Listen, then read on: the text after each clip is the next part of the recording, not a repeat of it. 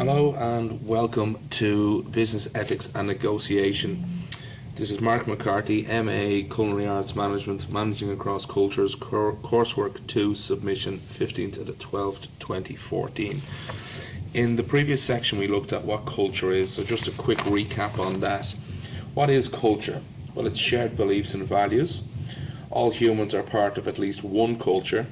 Cultural norms define roles. Cultural frameworks we discussed, and cultural frameworks make behaviour predictable and understandable. And as a result of the differences in language, people in different cultures will think about, perceive and behave towards the world differently. That's what we ascertained in the previous section. Reality itself is already embedded into language and therefore comes performed or pre-performed.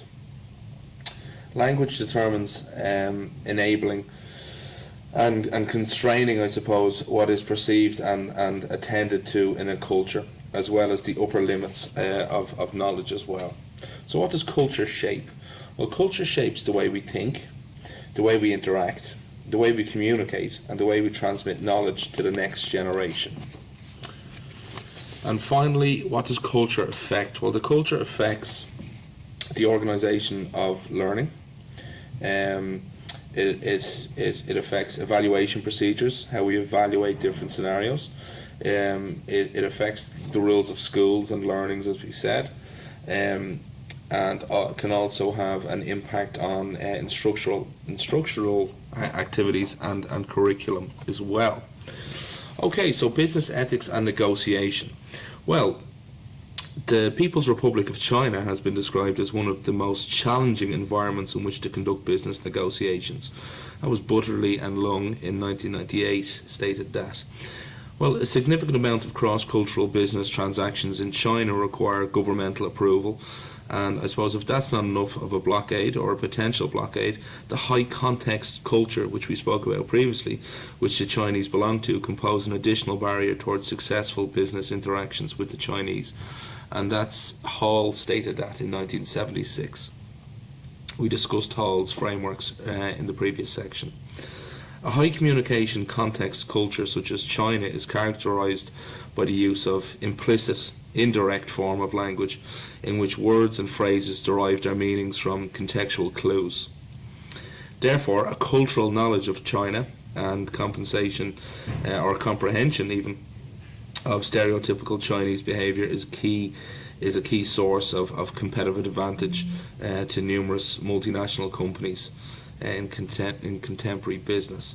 So in order for us to for the Steakhouse Hong Kong to prosper in China and take advantage of these fruitful opportunities which China poses, we need an understanding of the culture. So and we need to understand the nature of Chinese business negotiations and the unique style of the Chinese businessmen or women also conduct these business negotiations. We know China's booming. It's a booming economy, and that's why we have decided to relocate in Hong Kong. So what's going to be covered in the following section? So what will be covered in the following section? Well, what we're going to look at is we're going to look at intercultural business negotiation. We're going to look at business negotiations in a global economy, how to negotiate across cultural boundaries. We'll touch on culture again, but don't forget you can click back onto culture in the other training video that we have.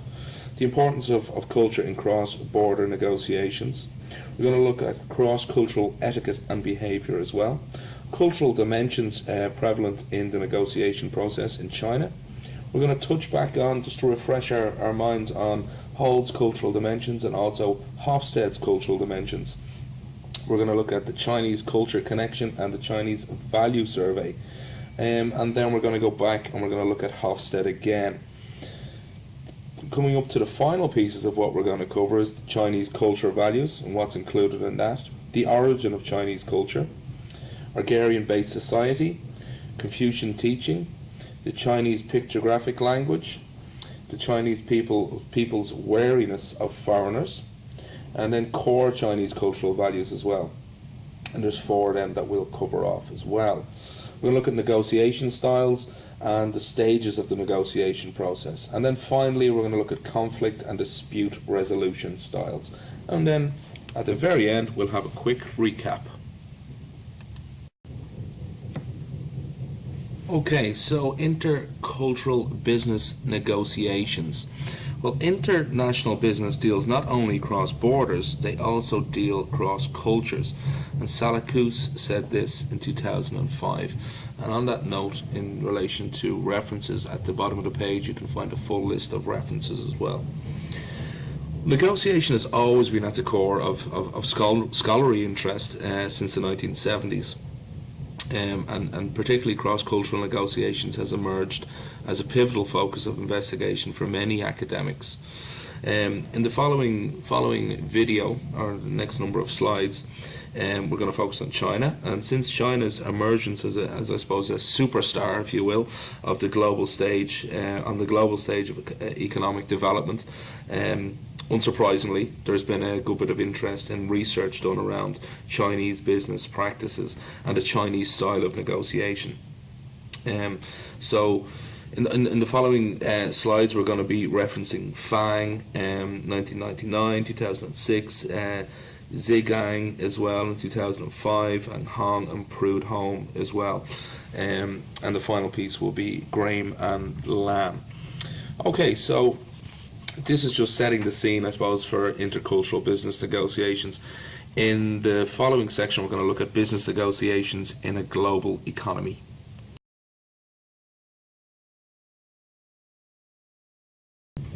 Okay, business negotiations in a global economy. Well, this is from Nuremberg, 1991. Nothing could be simpler or broader in scope than negotiation. Every desire that demands satisfaction and every need to be met is at least potentially an occasion for people to initiate the negotiation process. So we have many different scenarios that we will be faced with in our time in Hong Kong that we will have to negotiate. So the 21st century has borne witness to a rapid increase of the globalization of the world of business, and there's greater interdependency amongst nations. There's been technological advancements, and I suppose quick-fire information exchange as well is readily at our fingertips with the likes of Twitter, Facebook, and so on. We spoke about the pestle analysis earlier on, so we can draw our knowledge from that, from the technology standpoint.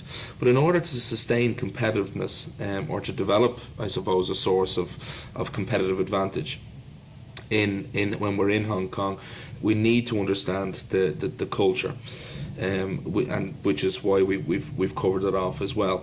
There is a unique set of problems and concerns have also been generated with regards to conducting business amongst individuals, I suppose, from different cultures and ethnic backgrounds. And Zhigang 2004 stated that someone named Tilsley came up with what I would describe as, I suppose, colourfully described the dynamic process of intercultural negotiations, something akin to, and I really like this, to a dance which one individual does the waltz and the other party is doing the tango. So hence, in addition to the basic negotiation skills required for this cross-cultural negotiation scenarios that we might find ourselves in, it's also imperative that negotiators and indeed our kitchen staff, yourselves as kitchen managers, understand cultural differences that exist, and we're able to modify our negotiation style accordingly. So that was Hong and Prudhomme in 1999. So business negotiations need to be able to understand a counterpart's culture and also influence it has upon their partner's style of negotiation. So the ability to effectively negotiate across cultural boundaries is one of the most important global skills which a business person may possess. So that was Adler in 1999. So I suppose in essence, we need to be able to understand the culture of the people that we're negotiating with, which is why we've embarked on this journey that we're on, and we also need to be made aware of all the different facets of the negotiation process. So we're going to come on to the next section. We're going to look at is how to negotiate across these cultural boundaries. So negotiation across cultural boundaries. Well, the way a negotiator acts and behaves during the negotiation process has been found to be constant with a culture, and each and every culture has its own individual negotiation style.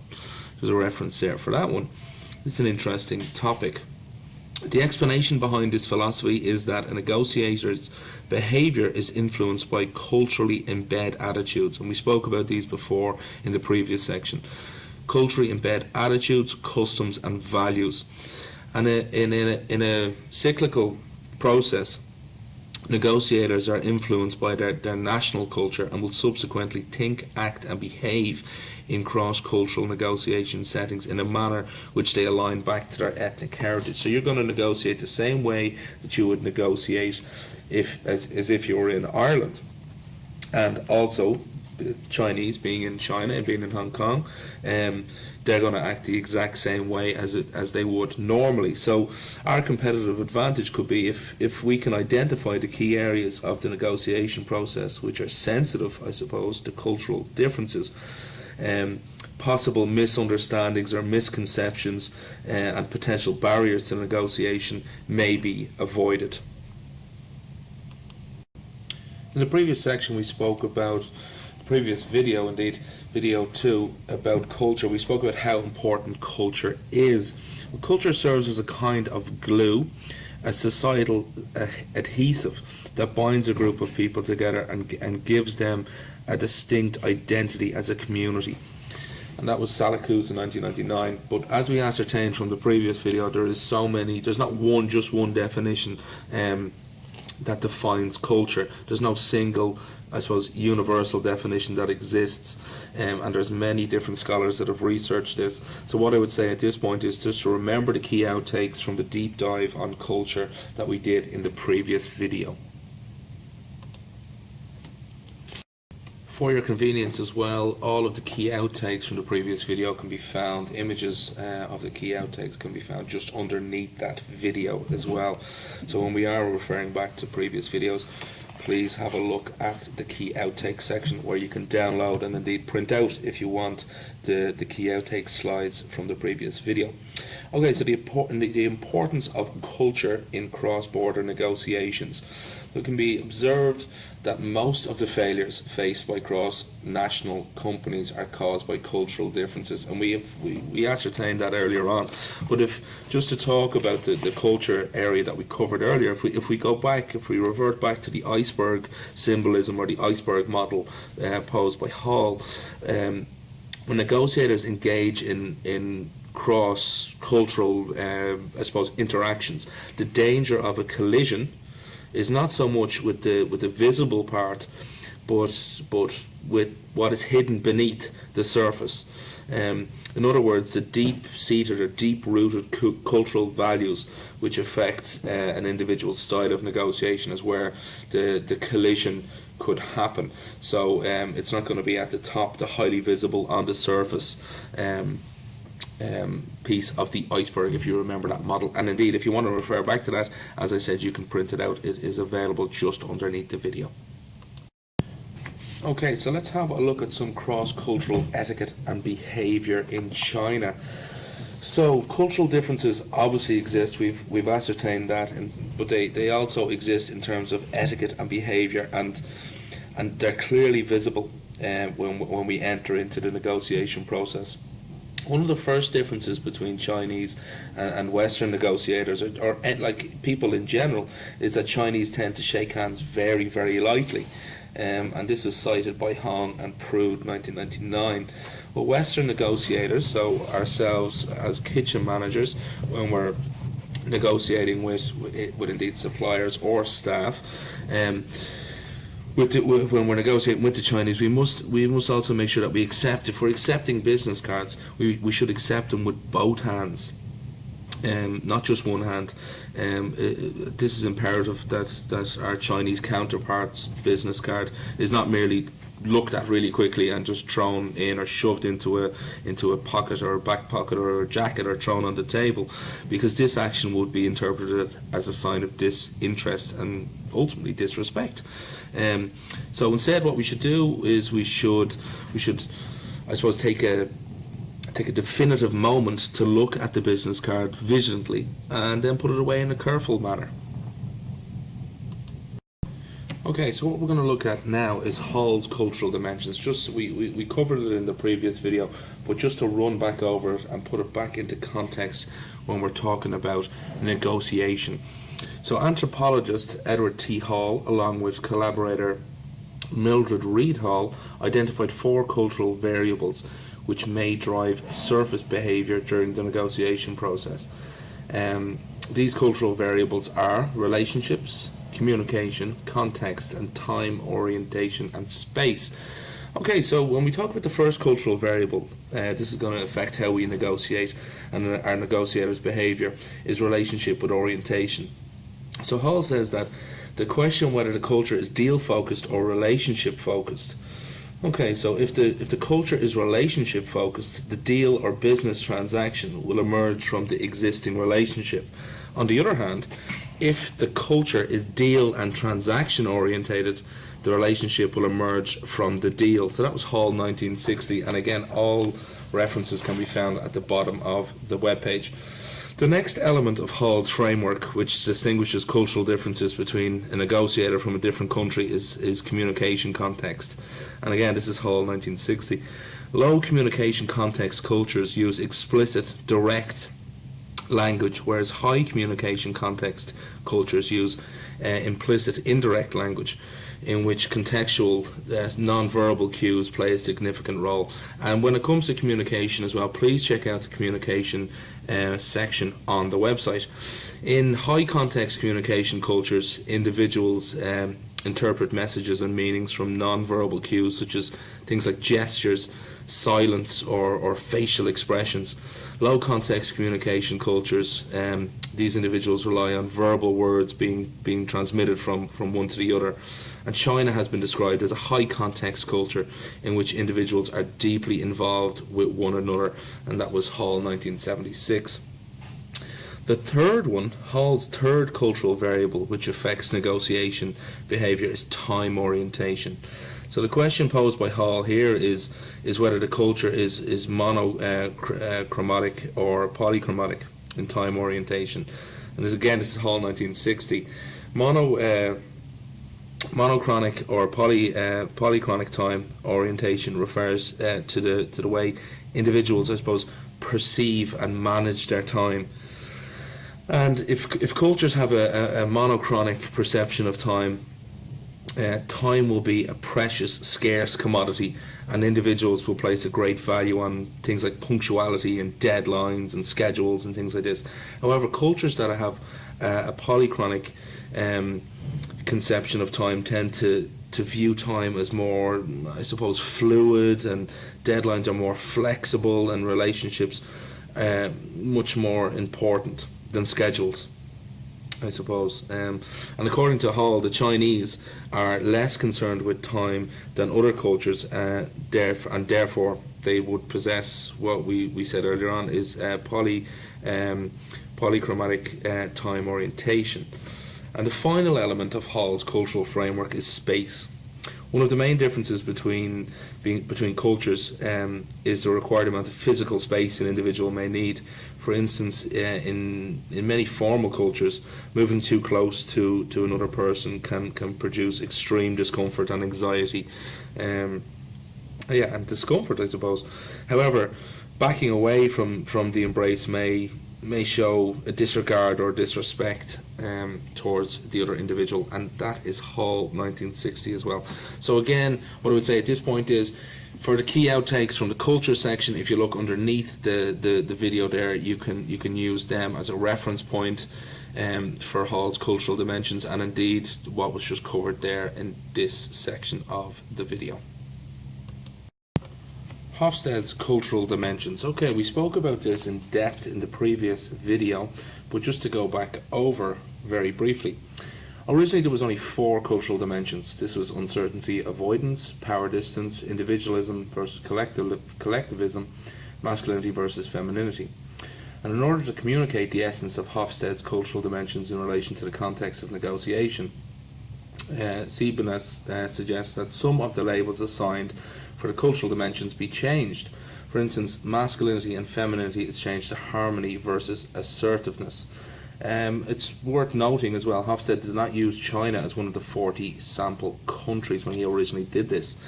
As I said, we did a deep dive on Hofstede's cultural dimensions in the previous section, and if you're looking for any outtakes from that, please look underneath that video. There are the cultural dimensions versus Ireland versus China are discussed in detail. So as we ascertained in the last section, Hofstede did not use China as one of the 40 sample countries. The Chinese culture connection and the Chinese value survey is what we're going to discuss next. Well, the Chinese culture connection challenged Hofstede's work. Was Hofstede's work Western biased, is what the question was posed to us. Well, the Chinese value survey said there was 4 dimensions: integration, Confucian work dynamism, human hardiness and moral discipline.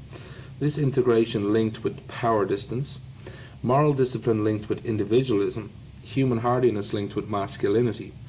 Confucian work dynamism did not correlate with any of Hofstede's dimensions. Thus, the Chinese culture connection had managed to demonstrate that a significant cultural value had managed to pass beneath the radar of Hofstede's work. That was from the Chinese culture connection in 1997. So Hofstede's response, what was it? Well, Hofstede's 5th natural cultural dimension. Hofstede's response to the results of the Chinese value survey conducted in 1997 and the emerging concept of Confucian work dynamism was to add a 5th dimension of cultural variance to his original 4 dimensions. Fang suggested this in 2003. This was long-term orientation. Hofstede's 5th cultural dimension, long-term orientation, needs to be largely accredited to the work of the Chinese culture connection and initial discovery of the value Confucian work dynamism. This is according to Fang in 2003. So Hofstede did amend his work, he did build on his work, and indeed, as we saw in the previous learning video, that he did add indeed a 6th dimension to it as well. So for any further information in relation to Hofstede, please have a look at the Ireland versus China section in Hofstede's analysis, which will be the next slide as well.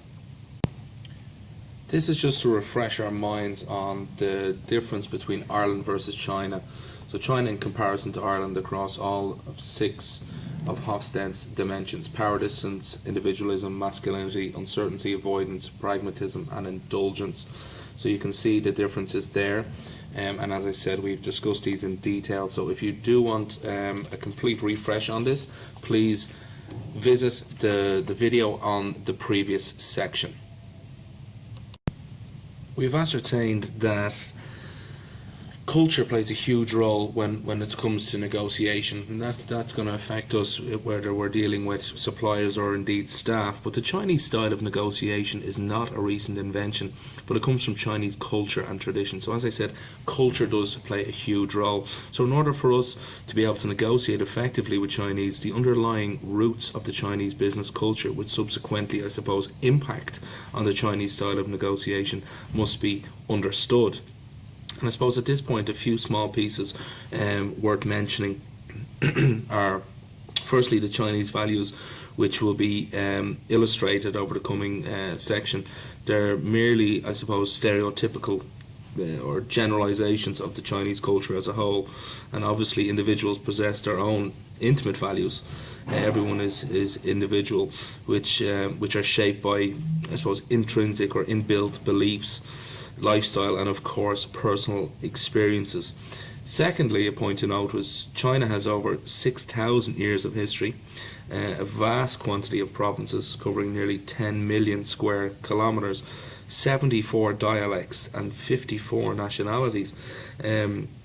and that's Hong and Prudhomme, 1999. Again, all references are at the bottom. Consequently, a host of comparable and contrasting negotiation values and traits have been identified, which contribute towards the Chinese style of negotiation. So it is important to bear that in mind. But I suppose, in essence, the Chinese style of negotiation, it's not recent. It's not a recent invention, but comes from Chinese culture and tradition. Okay, so the origin of Chinese culture. Well, in cross-cultural negotiation settings, like we will be faced with in Steakhouse Hong Kong, the Chinese business negotiators' behaviour and negotiation style transparency reflect four sources of culture which have unified the Chinese together for more than 6,000 years. The following factors are the deepest underlying cultural fabric in the history of China's existence. These four cultural fibres are deeply rooted in the Chinese negotiators' genetic makeup. That's from Graham and Lamb, 2003. And these four are Argarian-based society, Confucian thinking. Don't forget there's a link to Confucian teaching if you look at the motivation section as well. The Chinese pictographic language and Chinese people's wariness of foreigners. Okay, so if we take the first one first, Argarian-based society, well, the first cultural thread which has transcended through time to still appear in the Chinese negotiators' style of behaviour is agrarianism. Traditionally, Chinese agriculture is peasant farming, and in spite of, I suppose, the economic boom taking place in China, a significant majority of Chinese people still live in rural areas, labouring primarily in rice or wheat cultivation. Again, that's Graham and Lamb, 2003, that suggests that. And in order to survive the unsympathetic and harsh environments that we're in today, Chinese families were forced to work together in harmonious and a collective style. The pragmatic demands of living in a close-knit, self-supporting communities forced the Chinese to place a high value on trusting one another and behaving in a reciprocal manner just like that. So loyalty and obedience to the family hierarchy flourished in this survival scenario that we just touched on there. And the Argarian culture values that came from from the Chinese during this era have I suppose been passed through generations and are still held by many businessmen and women in modern China today.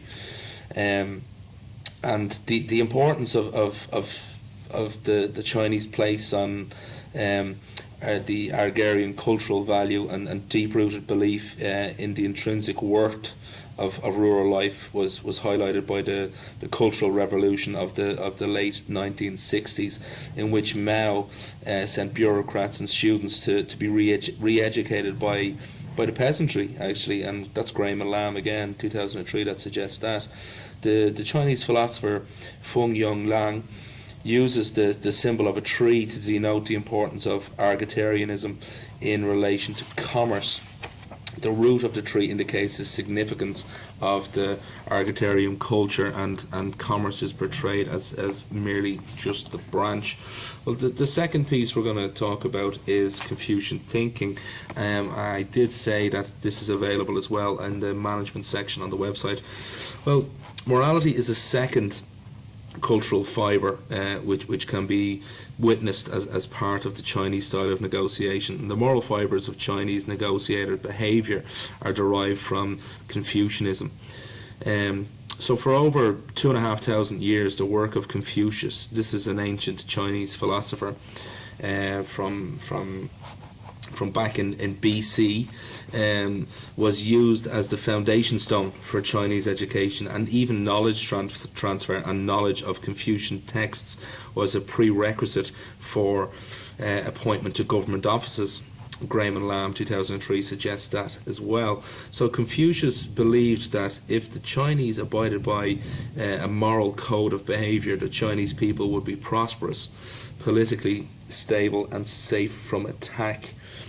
Confucianism is essentially a code for social conduct, and that's Hong and Prudhomme, 1999, suggests that. And many inherent Chinese values existing in Chinese business culture today have been derived from the Confucian policy.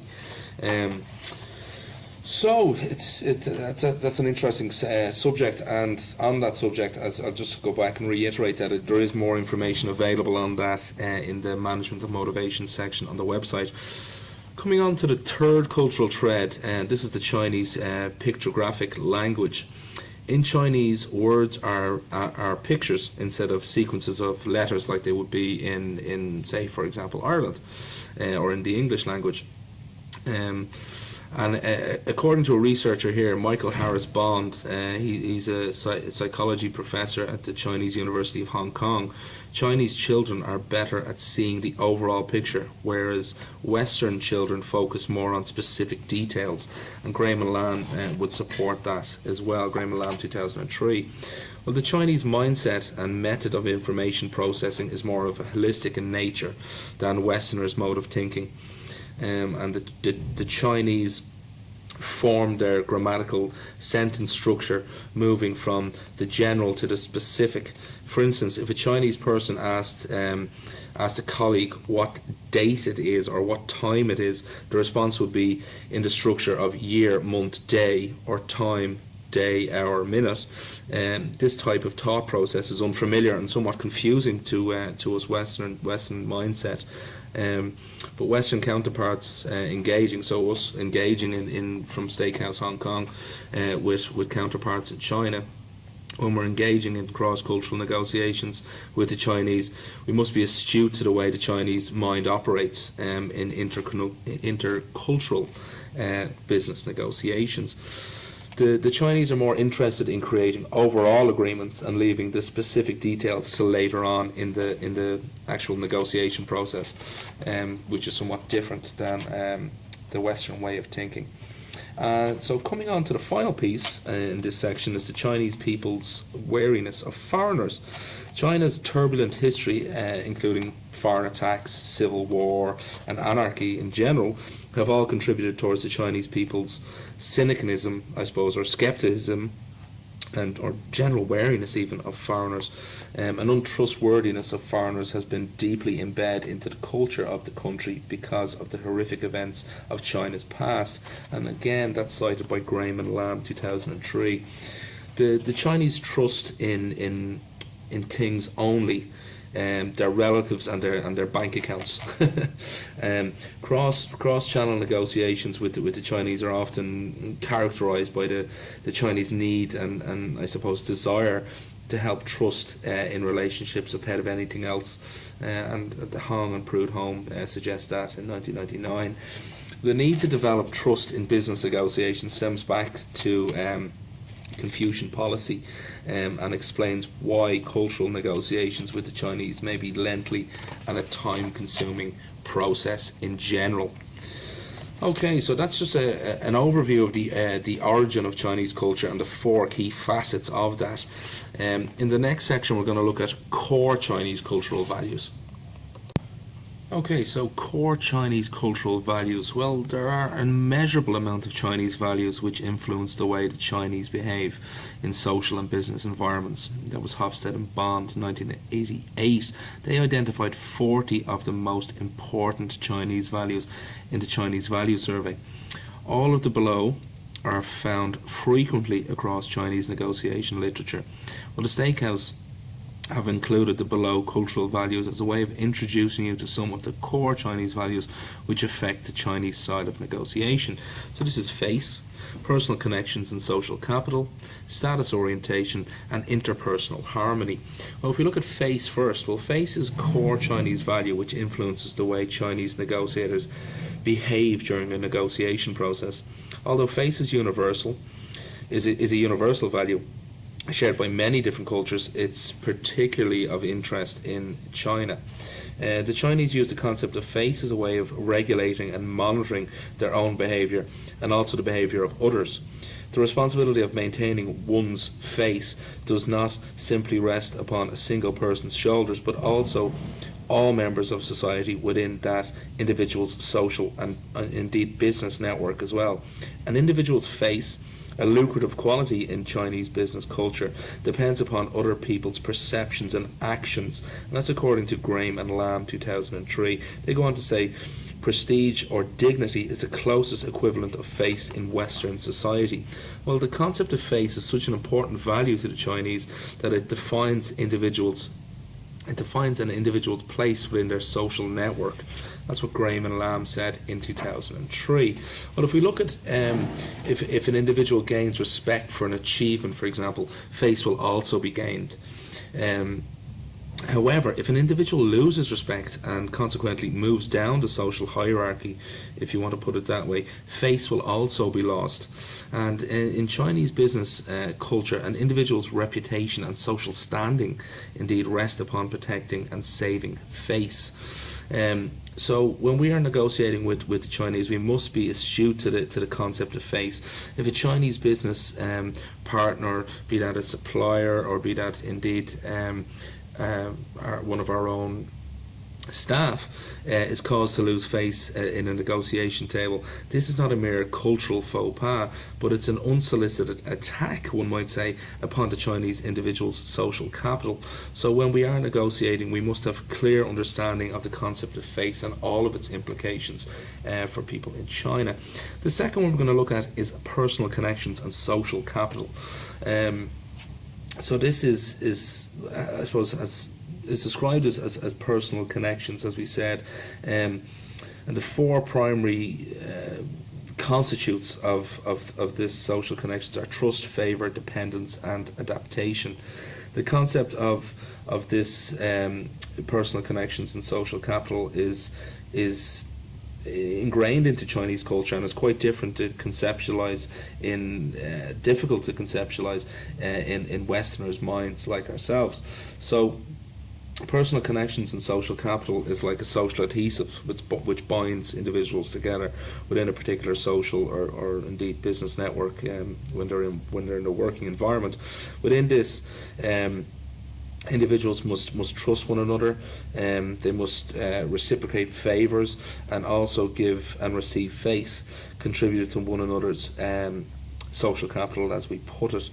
So if we look at the concept of this, which is such an influential and indeed prominent part of Chinese business culture, this originated from something we discussed earlier on, and this was the Agrarian society. So Agrarian peasants, for example, who received little support from the political system in harsh times, used this personal connection and social capital as a survival mechanism, and it was not used by great Chinese philosopher Confucius, who we talked about earlier, but the concept aligns with the Confucian way of thinking, because it emphasizes harmonious behavior amongst individuals within society, and it's characterized by that.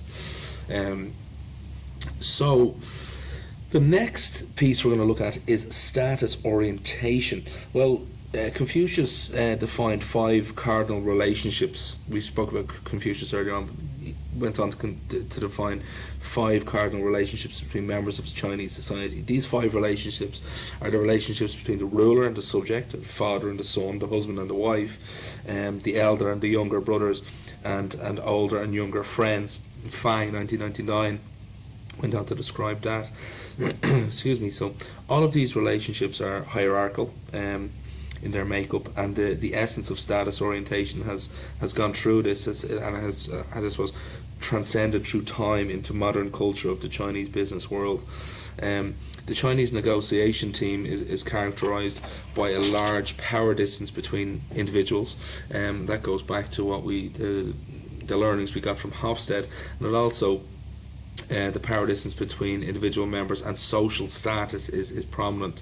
It's a prominent feature, I suppose, in cultural negotiations with a Chinese team. So when we are dealing with our suppliers or indeed staff, we have to bear this in mind. So the fourth and final piece we're going to look at is is interpersonal harmony. Well, Confucius' 5 cardinal relationships acted as self-governing mechanism for Chinese society. And I suppose the idea behind the 5 relationships was to promote interpersonal harmony amongst all members of society. And the need for interpersonal harmony is one of the principal Chinese values drawn from this Confucian thought. Fang, 1999, went on to say that.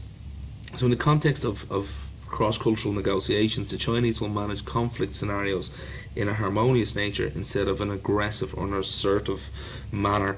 Zhigang 2004 stated that. So the core cultural Chinese values they're all linked, they're all inherently linked and I suppose intertwined like a web with one another. And the Confucian policy of status orientation links in with the desire to maintain social harmony as well, and the concept of maintaining interpersonal harmony in cross-cultural negotiations aligns with the Chinese value of protecting, giving and saving face. So when we are negotiating in Steakhouse Hong Kong with a counterpart, a Chinese negotiator, a Chinese negotiator would lose face and possibly cause his counterpart to lose face if business transactions were approached in an inharmonious manner. So it's really important to bear all that in mind. The next section we're going to look at now is negotiation styles, and this information that will be imparted has been obtained, I suppose, from the bespoke research that we spoke about earlier on. So, negotiation styles. Well, the Chinese are wonderful bargainers and they expect to get the best possible deal out of you. Straight away they're looking for that. They approach negotiating as a win-lose scenario. They can make overblown demands or offer to give something up which in fact may be meaningless to them in the hope that you will give them something valuable in return. Stall and delay until you have one foot on the plane back home, or indeed back to the kitchen, or indeed the restaurant, and use all sorts of negotiating tricks.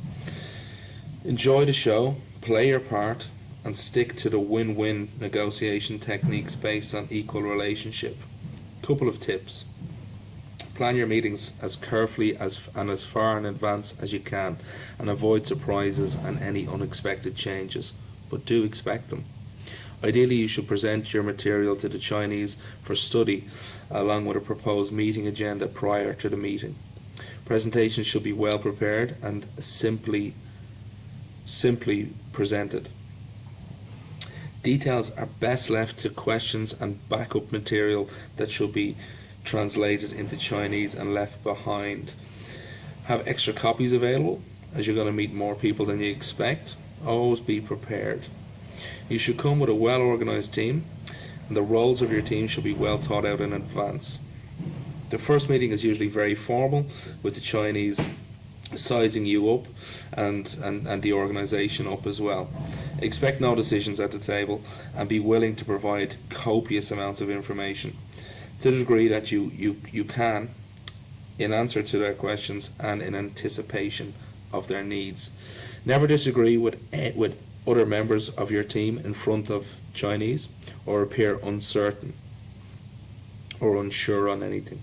Although the contract must be legal down to the dotted I, remember that the contract is a piece of paper that merely signifies the beginning of the negotiation. Things change over time, and good partners must take care of each other by being flexible. Finalizing deals requires a celebration meal or a drink, and signing should be scheduled at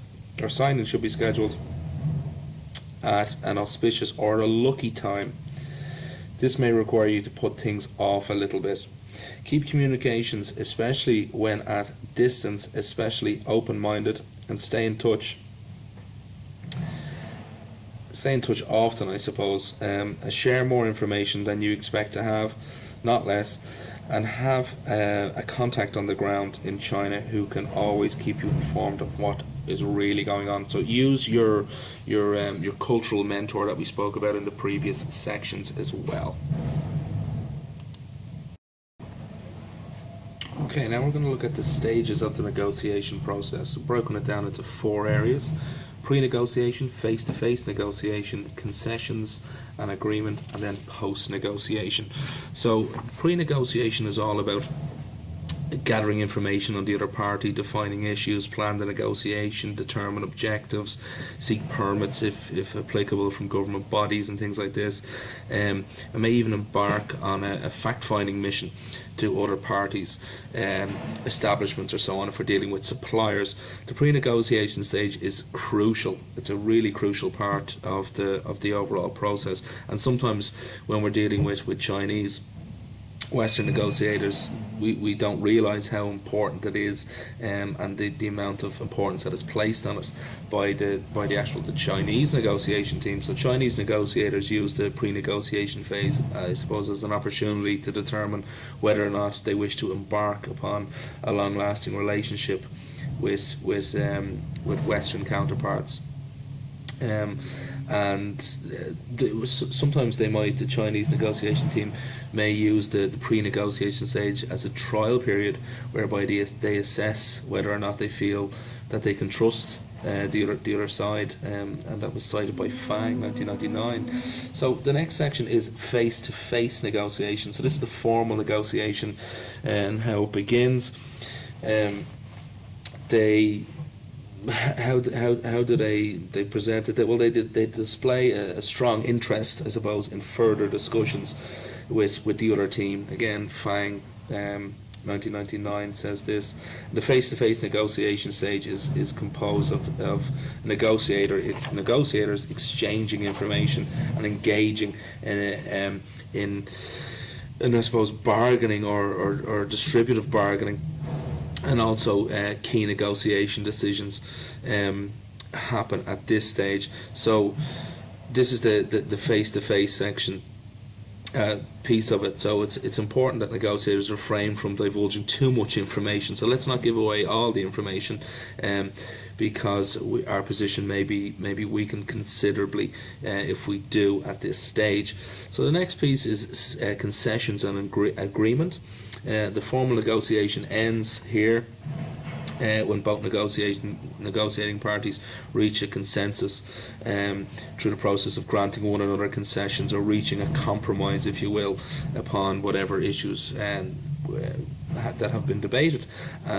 The Chinese will almost always celebrate the signing of an agreement with a lavish dinner ceremony. Again, that was Fang et al. 1999 that suggests this. Now, the post-negotiation phase is the final piece. It's a very important part of I suppose interculture negotiation process. So different cultures perceive the contractual agreement, whatever we were trying to get to, which has been reached. And we would embrace these in extremely different ways. So like Western cultures that are generally more deal orientated must realise that their Chinese counterparts perceive the written agreement as a mere physical prop, as we said earlier on, amidst the negotiation process, and that they are more interested in the relationship which exists between the parties. Salakus 1999 suggested this. So Western cultures generally believe that once the contract is signed, the negotiation is over. Well, that's the exact opposite philosophy that exists in Asian countries like China. The Chinese believe that the contract is of minimal significance and the relationship is what is important. Therefore, I suppose in China we could say that negotiations are really never over. So the post-negotiation stage, from the perspective of Western negotiator, is a short-term period after the formal negotiations have taken place, in which the details of agreements and so on between the two parties are clarified. But it's different in the Chinese view, the post-negotiation stage in a different manner. So as we said, it's the post-negotiation stage in China is I suppose a timeless period after the formal agreement was signed. And I suppose it's a point to note, actually, within this timeless period, the Chinese can bring to their counterparts' attention any issues which were agreed upon in the formal negotiations that they now wish to change, either because they didn't fully understand the contract, or at the time, or because the situation has some way changed as well. So it's important to recognise that. So we've spoken about the stages of the negotiation process. What happens if there is conflict and dispute resolution? What styles are there? Well, handle face-to-face conflict openly. Never confront or conflict directly in public, as we said earlier on. Deflect it until it can be handled privately or through a third party. Work through third-party intermediaries for whatever possible. So whenever possible. So that direct conflict can be avoided, and exhibiting frustration and anger openly is a sign of managerial weakness. Again, that came from the bespoke research conducted for the module. So the next slide we're going to look at is conflict and dispute resolutions. Just a couple of strategies on that. So in the following section, we're going to look at conflict and dispute resolution, some strategies, as I said, and this source is Steers et al. 2013. So it's a conflict styles grid, and you look on the left hand side, it has relationships. Is it high importance, low importance, and is the issue low importance or high importance? And there's 4 different areas we can look at. We can accommodate the issue or the conflict, we can compromise, we can avoid it, or we can bring it into competition. So accommodation, the relationship is more important to you than the issue, so you might give on that. Then if you look at avoidance, neither the issue nor the relationship is very important to you. Compromise, both the relationship and issue are important, so you'd need a style of strategy for that, a negotiation strategy for that. And then competition, the issue is more important to you than the relationship. So again, these are just different ways of thinking about conflict and dispute resolution, different strategies you might enter into, or you might indeed utilize in your time in China when working for Steakhouse Hong Kong. And if you are looking for any more information on this, please just look underneath the video where this slide can be made available for download. Okay, so that just brings us to the end. So a quick recap. What did we look at today? So we looked at intercultural business negotiations and all the facets included there. Business negotiations in a global economy, negotiating across cultural boundaries. Spoke about culture again, the importance of culture in cross-border negotiations. Spoke about Hall and Hofstede, the Chinese culture connection and Chinese value survey. Again, back to Hofstede and some cultural values that are ingrained into China's culture. Then we looked at some Chinese people's wariness of foreigners, face, and so on. Interpersonal harmony, and then finally the final pieces was on negotiation styles, the stages of the negotiation process, conflict and dispute resolution. You can see now what we have up is the references. So these are all the references that were used throughout the production, and as I said, they can be found at the bottom of the web page as well for your own reference. So all that leaves me left to say is thank you very much. Please navigate to the next learning section, and remember, feedback is key. Thank you.